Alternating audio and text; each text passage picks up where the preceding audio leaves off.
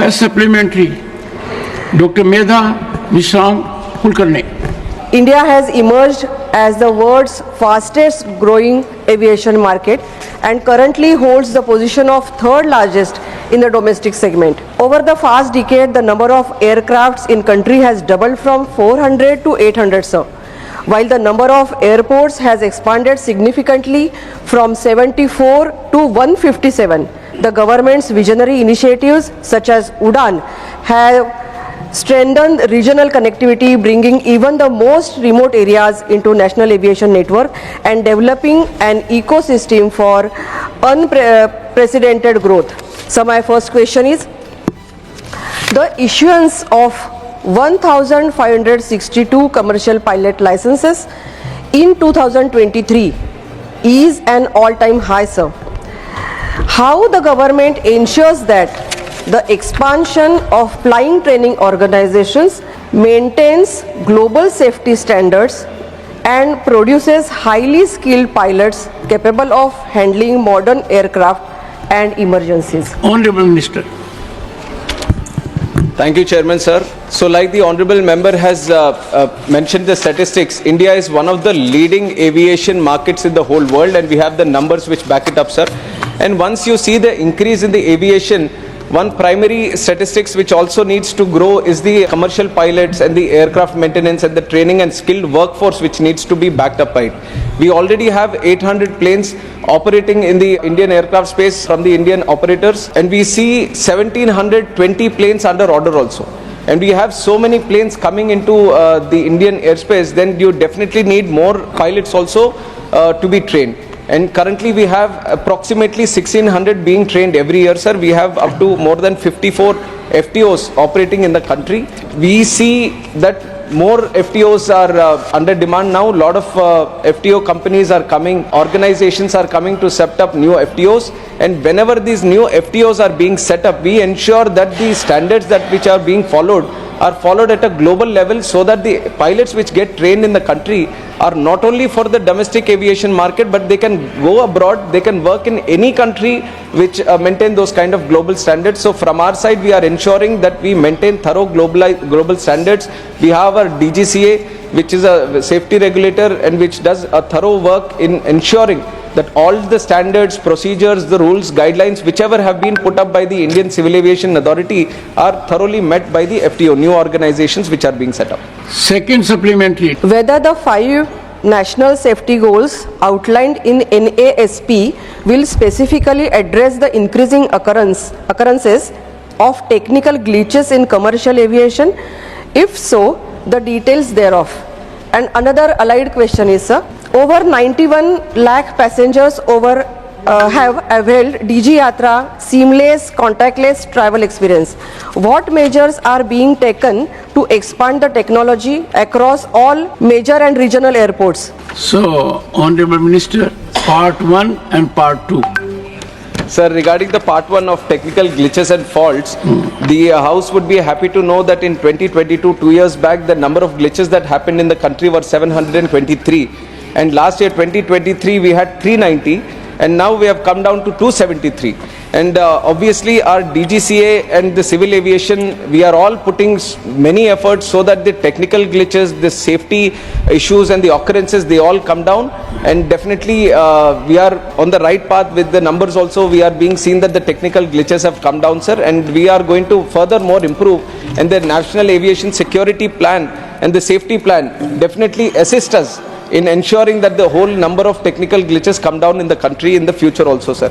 And on top of that, Digi Yatra has been a revolutionary scheme that we have brought in. We have included the technology at our airports so that the check-in time, the entry time at the security gates at the airports, what used to take manually when the CISF personnel is handling the security, it used to take around 20 to 30 seconds.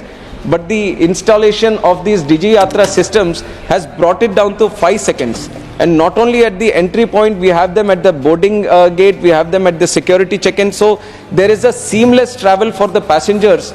Just with their mobile in hand, with their digital documents in hand, they are able to seamlessly enter the airport and board the aircraft. And now with this, we have up to 24 airports we are handling this Digi-Yatra system. And the request has been pouring in from many other airports also. We have 5 more which are ready for inauguration right now, sir. And thoroughly, stage by stage, we are including more airports to be brought into the Digi-Yatra system network. So furthermore, we can expect more airports having this Digi-Yatra systems at the entry gates. Third supplementary. How does DGCA ensure that CAR 145 approved maintenance organization update their practice in line with evolving industry standards and that their safety management system actively enhance safety beyond mere compliance? Is there any reported case of non-compliance? It's a very important question, sir, because for civil aviation and especially DGCA, there has to be a thorough compliance and harmonization with the international civil aviation requirements also. The International Civil Aviation Organization periodically meets up with the DGCA and DGCA level authorities of all countries, takes feedback from them and updates according to the technological advancements and the improvements that are happening in the industry, continuously makes some changes to the civil aviation requirements also. And whenever these things happen at the International Civil Aviation Organization level, they intimate the DGCA and the DGCA also proactively follows up on this, and periodically they update the civil aviation requirements, let it be 145, any other requirements where subsequent changes are required. Periodically, the DGCA makes an effort to update them regularly and at the best possible time, so that we are harmonized with the international civil aviation agreements. And there have been instances where we have found that sometimes the compliance is not met by the airlines or the operators. Whenever these instances happen, we take thorough and strict action according to the protocol only. It is not that whenever something non-compliance is happening, we are taking something new. Everything is being strictly laid out in the standards of procedures and also the civil aviation requirements and the guidelines that we have. And whenever there is a non-compliance, we take strict action on them, and there have been many instances, and I'll give you the number also on how many instances have happened. Fourth supplementary. I would like to ask the Minister about Kushinagar International Airport. It was opened a couple of years ago with great fanfare, but I just would like to draw the attention of the Minister that the localizer has been put in the airport. The airport is Cat 1 plant.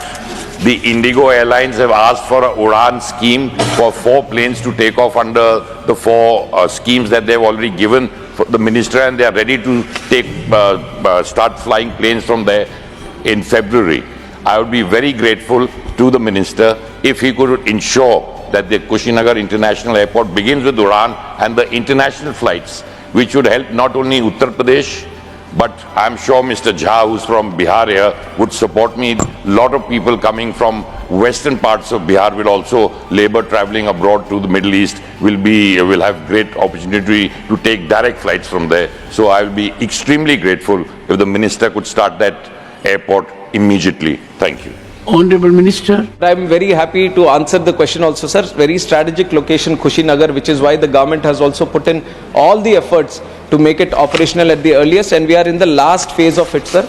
All the technical and navigational systems, everything has been installed, and very soon we are going to start operations, and what is necessary for international operations also we are trying to speak with the airlines and promoting them.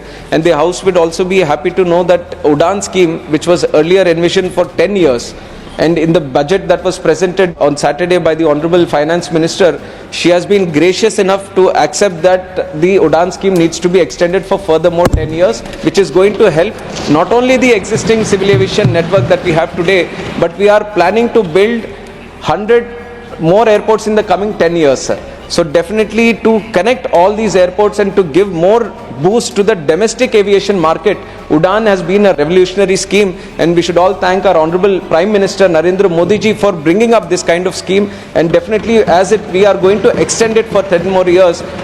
Places like Kushinagar and all the tier 2, tier 3 city airports which are coming up with lot of grandness, they will all get connected in the future also, sir. Dr. Bhagwat Karad, last supplementary. I want to ask Honorable Minister, what are the number of pilot training center, private and by the government in India, and the number of trainee every yearly coming out of by train in the Indian and as well as out of India, number of pilots? Honorable Minister. Sir, at present we have 54 pilot training organizations, the flight training organizations in the country. And on top of that, sir, the number of licenses we are issuing is around 1600 to 1700 licenses we are issuing every year, sir, which is a record number in the country itself, and when you compare it at a global level also. And one other phenomena that we are observing is that some of these students who want to become a pilot, they are undergoing the training sessions abroad also. And when they go training sessions abroad, they finish the course there and then try to come back and work in the Indian scenario. But with the standards of FTOs continuously improving and more number of FTOs being established in the country itself, that number has been coming down slowly, and we are trying to encourage more FTOs in the country with the growing demand in the civil aviation network and also with the coming of more planes in the country also. So we see this 54 growing into a much bigger number in the coming years. Supplementary, Sri Samik Bhattacharya. Despite being located in a region with immense potential, Kolkata Airport currently connects to only about 12 to 13 international destinations. Far fewer than Delhi 80, Mumbai 52, Bengaluru 31, Chennai 24 and Hyderabad 22. This limited connectivity raises concern about the region's missed economic opportunities. Given Kolkata's strategic proximity to Asia-Pacific markets, do you believe the target initiatives will soon enhance its international aviation network? Honorable Minister. Sir, Kolkata Airport is one of the best airports that we have in the country, and it has also recently completed 100 years of existence, sir, and we have thoroughly celebrated the 100 years of Kolkata Airport in December also, and we have been thoroughly following up on the connectivity that the Kolkata Airport is duly requires. And one is there has been a strong demand for connecting Kolkata Airport to Europe, and also like the Honorable Member has mentioned, it becomes a very strategic location for us to connect our own country to the eastern side of the world. So definitely in the coming days we have been making a push from the aviation side, and especially by speaking to the airline operators and both international and both domestic. We are trying to promote them, we are trying to discuss with them in encouraging more regional connectivity across the Asia Pacific region in special, sir, and they have been very positive about it, and in the coming days definitely we are going to see that Kolkata becomes a hub for both the eastern side connectivity, Southeast Asia especially, and also to Europe also we are planning to connect it on a big way, sir. Sri Thambi Duraiji. Regarding the Bangalore airport, is an international airport, we know very well. There is a demand to have one more airport in Soar. There is demand is going on. Whether the ministry will consider to see that international flights, there are so much flights coming Bangalore, to satisfy, to control, give some kind of facilities. If you have one more airport, as we are having in Chennai, Delhi, we are having Naidu is one airport is there, is coming up. Same way, the conditions what they are putting, international is 25 years regulation is there, therefore cannot another airport. That is that kind of airport given concession in Hyderabad, because they accepted, GMR accepted. But here Bangalore is international airport creating the problem.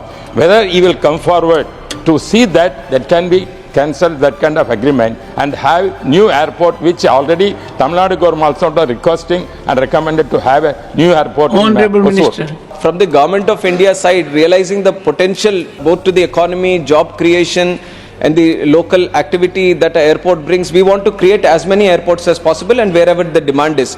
But one special situation gets created when already there is an agreement with an existing airport that within 150 kilometers no other airport comes in. There becomes a challenge and it becomes very sensitive. And likewise our Honorable Senior Member has also mentioned that regarding the Hosur airport. And Tamil Nadu government has been actively pursuing to put up an airport there. We would have been assisting, sir, when we are trying to assist also, but one challenge is the 150 kilometer radius from the Bangalore airport, which is becoming tricky, and this is a matter which both the Bangalore airport people, Tamil Nadu government, Government of India, everyone has to sit together and discuss and come up with a conclusion. So we will be proactively there the state government has also been, in terms of Hyderabad, the state government of Telangana has been actively involved in pursuing the Hyderabad airport people, and likewise we see a scenario where everyone can sit together and come out with a common consensus and a common conclusion. And from our side, our intention is to create as many airports as possible. So definitely from our side, we'll give a positive approach. Honorable Dev Godaji. Karnataka, with your kind cooperation, I would like to sit and speak. I would like to ask the question. Karnataka government has already made a proposal to construct one more airport. The government has already come and discussed with the Honorable the Civil Aviation Minister, and the situation is more advanced. Only I am not opposing what my colleague Stambidure has said. There is a problem. I know that. But how to solve out this problem? Please kindly think over. And so as Karnataka constructing one more airport is also to be kept in mind, and see that Karnataka airport, because there is so much of demand. The international airport, what I have sanctioned, now it is not possible to cope up with the coming passengers. So much of passengers. One more airport is necessary, so as Karnataka is concerned. And the problem of my colleague has said, how best we can solve, with your very good experience. Though you are a young man, please kindly see this problem is solved. Remember the compliment. One common agreement that we can all make here is that the Bangalore airport is getting saturated and it's getting busier day by day. So the state government of Karnataka also, the rumor is that they are also trying to build another airport in Bangalore. As and when the site gets decided and it comes to us for site clearance, then definitely we will be taking it forward. Shri Surendra Nagar. मैं सभापति जी, मैं आपके माध्यम से माननीय मंत्री जी से Asia के सबसे बड़े एयरपोर्ट जो जेवर उत्तर प्रदेश में आने वाला है, उसमें कब तक वहां से फ्लाइट टेक ऑफ होगी पहली, और दूसरा जो नेबरिंग स्टेट है लाइक हरियाणा है, दिल्ली है, उससे कनेक्टिविटी के लिए कोई आपके पास योजना है? जैसा कि हरियाणा सरकार ने ऑलरेडी 3 ब्रिज बनाने का एक प्लान किया है कि उत्तर प्रदेश के साथ जो उसको कनेक्ट करेगा, और हरियाणा के लिए भी फरीदाबाद और वो एरिया भी उससे जुड़ेगा, और दिल्ली के लिए कंजेशन कम करने के लिए कोई आपके पास इसकी अल्टरनेटिव योजना है? Honorable Minister. जेवर एयरपोर्ट ये देश का भी और एशिया का भी सबसे बड़ा एयरपोर्ट बनने जा रहा है सर। उसके लिए हमें बहुत खुशी होती है, इस तरह का एयरपोर्ट हमारे देश में बन रहा है। और उसका जो वैलिडेशन फ्लाइट था वो भी हमने दिसंबर में उसका वैलिडेशन फ्लाइट भी किया है, and everything is going according to the timelines, and very soon in the month of April we see the regular operations being started from the Jewar Noida International Airport. And on top of that, regarding the connectivity from my side, based on civil aviation, we can say that all the Air India or Indigo especially, they're very excited to come up with more connectivity from this location, because it becomes a strategy location for Western Uttar Pradesh and also for the NCR, National Capital Region also. And they are coming up with flight connectivity to most of the cities in the country, sir, as in the beginning. But in terms of road connectivity and connecting to the airport, these come under different departments. But I'm sure that it lies right next to the Agra Expressway, so Yamuna Expressway. So it is properly connected through road, and we just need many more points to be aligned with that road connectivity, and slowly we'll see that also happening, sir. I was in that area. Yes. The connectivity will be very extensive and seamless. It's going to be one of the largest in the world and the largest in Asia. Shri Kartikeya Sharma. Sir, I'd like to ask the Honorable Minister whether the Ministry is planning to integrate any advanced technologies such as AI-based predictive maintenance and real-time flight data monitoring into the existing safety network to further mitigate risks associated with technical glitches. Sir, technology is changing the way we see life, and especially in terms of aviation, airport operations, airline operations. technology has been continuously being upgraded, and we are taking it very positively and including it in our day-to-day operations also. And what the honorable member has mentioned here about predictive analysis using AI to improve our operations and mitigating risks and challenges that might come up ahead, we have already started some of these centers, and especially in Hyderabad also we have launched a Epoch Center with respect to the airline operator there, and it has been very, very useful in understanding the passenger patterns. How, at what hour, how much traffic are we getting, and how is the flight movement happening, and within the airport also baggage movement, the security check-in, lot of different activities we are able to predict beforehand itself based on the previous data and real-time data on how can we better the operations at the airport itself. Now we have got them in some of the major airports. We are trying to expand it to all the other airports also. In the coming years we are definitely going to do it.